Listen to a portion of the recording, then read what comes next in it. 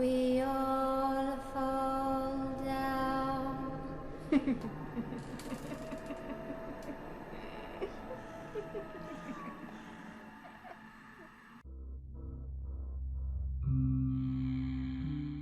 Tiens, vous revoilà déjà? Ça fait un petit mois que vous êtes parti de mon bureau. Je vois que vous ne m'avez plus oublié finalement. Ça me fait plaisir. Et puis, j'imagine que vous aussi, ça vous fait plaisir d'écouter toutes mes histoires, mes anecdotes du parc, car j'en ai encore tellement à vous raconter. Voyons. Ah tiens, asseyez-vous le temps que je réfléchisse. Êtes-vous un grand habitué du parc? Oui? Eh bien, j'imagine que vous faites le tour partout notre côté des cow-boys. Oui, je n'utilise pas les noms très précis car je pense que vous ne les retenez pas. Non, vous passez par l'autre côté? Ah d'accord, vous allez aux autres parcs. Tout ce qui est Avenger, tout ça. Dommage, car j'en ai une bonne à vous raconter justement sur le Grand Canyon. Ça vous intéresse quand même? Je savais que vous ne pourrez pas résister à la curiosité. Bon, voyons, par où commencer? Sachez d'abord que le Grand Canyon n'est pas fictif en lui-même. Le circuit qui est proposé avait réellement existé il y a très longtemps de cela.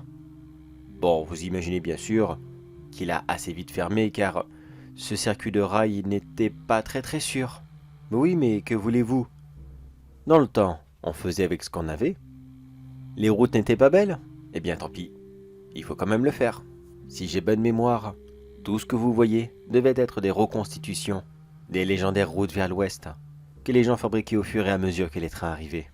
Mais vous imaginez bien que celle-ci, avec un parcours aussi atypique que le sien, elle ne pouvait vraiment pas fonctionner. Que s'est-il passé? Eh bien, si on en croit les histoires, le circuit fonctionnait à peu près correctement. Certes, il y avait des défauts, mais il a toujours roulé sur de bonnes rails, si vous me permettez l'expression. Non, il n'a fallu qu'une seule erreur, une seule, tout petite erreur, pour que tout s'arrête là. Ceux qui étaient en charge du déplacement du matériel, les pioches, les pelles, les lanternes, enfin bref, tout ce qui devait aider les mineurs et la compagnie des chemins de fer à pouvoir tailler dans la montagne afin que le train puisse continuer sa route. Cette équipe a mal géré l'un des systèmes de livraison. À cette époque, les tunnels se construisaient assez rapidement, grâce à un petit joujou qu'ils avaient inventé depuis peu. Un petit liquide qu'on faufile partout et qui explose au moindre choc. Vous savez de quoi je parle? De la nitroglycérine. Quelque chose de très instable. Normalement, ce produit aurait dû arriver par les routes, tiré par une simple chariote. Mais ceci ne fut pas le cas, et elle fut transportée par les rails, qui n'étaient vraiment, mais vraiment pas très stables. Comment une telle erreur a pu arriver? Ça, jamais personne ne le saura. La société mal organisée, un ouvrier qui s'est peut-être trompé de boîte et qui a chargé la mauvaise. Qui sait? Quelques jours plus tard, afin d'étouffer l'affaire, la compagnie a simplement fermé cette ligne et a mis sous silence cet accident. Ça et les nombreuses victimes que cela a bien sûr causé. Quel rapport avec Disney? C'est tout simple. À votre avis, ce décor, les fausses charrettes, les tonneaux, les lampes, les caisses, tout ça, pourquoi est-ce qu'il paraît si réaliste? À part bien sûr les chèvres qui bougent légèrement les têtes. Ça, on est d'accord, c'est le simple animatronique. Mais pourquoi le reste est aussi beau? Eh bien justement, tout ce décor que vous voyez était de réels objets qui étaient là le jour de la mort de tous ces ouvriers. Pour certains d'entre vous, cela va paraître vraiment horrible d'avoir sali la mémoire de pauvres gens qui étaient morts dans d'horribles conditions. Peut-être d'autres vont se dire « Bon, c'est rien, ce n'est que du bois, quelques bouts de tissu, et alors, quel est le problème ?» Le problème, disons qu'ils ont agi comme... Voyons voir, quel exemple vous donner? Est-ce que vous voyez la poupée de chiffon dans le film Annabelle?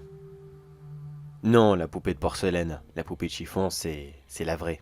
Eh bien, on peut dire que ces objets de décor ont réagi de la même façon.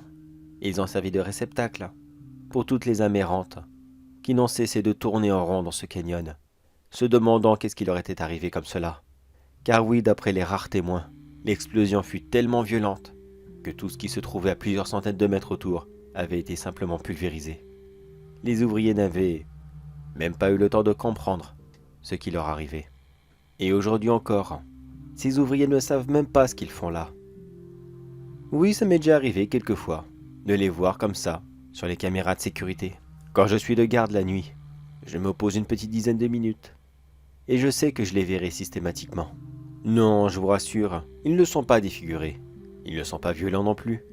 Non, ce sont des gens simples, habillés comme à l'époque, et qui ne font que tourner en rond, dans ce manège sordide, à se demander qu'est-ce qu'ils font ici, et pourquoi sont-ils ici. Comment? Est-ce qu'ils sortent le jour, au milieu des visiteurs? Oui. Oui, ça arrive. Bon, bien sûr, à vos yeux, ils ne sont que des gens du spectacle, des employés du parc, qui font un numéro, une mise en scène, afin que cela soit beaucoup plus réaliste. Mais alors, quel est le problème, allez-vous me demander? Eh bien, évitez de les toucher. Je ne pense pas que cela soit mortel, mais j'ai déjà vu plusieurs touristes qui avaient voulu les toucher pour voir comment étaient faits les costumes, qui les avaient bousculés parce qu'ils ne les avaient pas vus, ou alors qui voulaient prendre un selfie avec eux. Tous ces gens-là, sans exception, ont eu quelques instants plus tard la nausée, des maux de tête, des vertiges. Et ça, c'était toujours dans le meilleur des cas. C'est arrivé une seule fois qu'une dame était un petit peu trop insistante envers l'un des fantômes et qu'elle exigeait à tout prix d'avoir un selfie. Après qu'elle ait maintenu un contact physique de plus de 30 secondes avec l'un de ces fantômes, elle s'est tout simplement évanouie devant tout le monde. Non, je vous rassure, elle va bien. Elle est restée quoi? 3 bons jours à l'hôpital, il me semble, quelque chose comme ça. Quand elle s'est enfin réveillée, elle ne se souvenait d'absolument rien. Ce sont des amis à elle qui lui ont expliqué la situation. Comment elle s'était évanouie juste à côté de ce qu'elle semblait être l'un des employés du parc. Et que celui-ci agissait très bizarrement quand la dame s'est montrée être insistante. Ces gens n'avaient visiblement pas l'intention de faire des bêtises dans le parc. Normalement, la direction est très généreuse avec ces gens-là pour qu'ils ne l'ouvrent jamais. Alors pour ce coup-ci, ils leur ont tout simplement offert des nouvelles entrées. 4 jours et 3 nuits pour toute cette petite bande d'amis. Au final, ils étaient gagnants, en espérant bien sûr que cette pauvre dame n'aura pas de séquelles irréversibles sur le long terme. Qu'est-ce que c'est que cette petite grimace que vous faites? Ça y est, vous avez une idée en tête? Vous savez comment faire pour avoir des places gratuites? Vous achetez de simples petites passes d'une journée, vous provoquez un fantôme, et vous voilà 5 jours dans le parc, complètement gratuitement. Vous essayerez de le faire. Vous seriez vraiment capable de le tenter? Allez-y si vous voulez. Moi, je ne le ferai sûrement pas. Dans le pire des cas, je reste là, et puis je jetterai un coup d'œil sur vous. S'il vous arrive quelque chose, j'appellerai la sécurité. Tiens, c'est pas tout ça, mais en parlant d'eux, ils vont plus tarder. Donc, ce que je vous propose, c'est que vous y allez maintenant, et je vous attendrai d'ici, un petit mois, pour vous raconter une autre anecdote. Vous inquiétez pas, je ne bouge pas. Et promis, je vais éteindre les caméras au fur et à mesure que vous passerez. Revenez me voir quand vous voulez, ici à Disneyland Paris, là où tous les rêves et la magie noire se réalisent.